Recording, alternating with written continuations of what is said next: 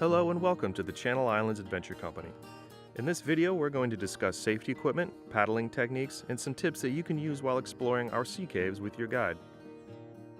Before beginning your tour on the island, our guides will help with properly fitting all of your safety equipment as well as offer further instructions. Let's begin with personal flotation devices. PFDs can be sized to meet your personal needs. It's important that your PFD is correctly sized for safety in the water. First, loosen all of the straps.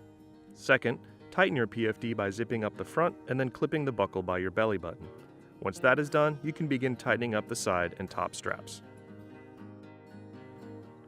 Our next piece of safety equipment is a helmet.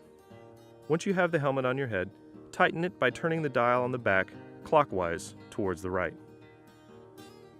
Let's discuss some basic kayaking techniques to get you ready for your tour.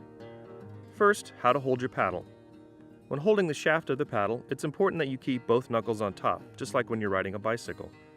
You want the curved part of the blade to be facing you so you can scoop the water when paddling.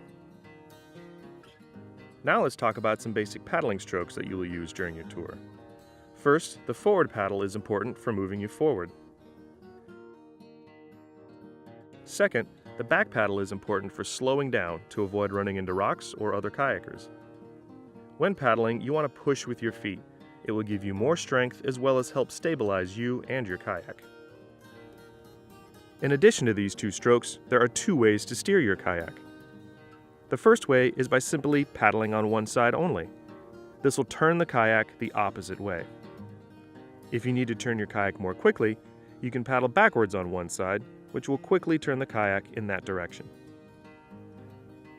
Now that you have paddling and steering down, here are 3 quick tips for keeping you safe when exploring the sea caves.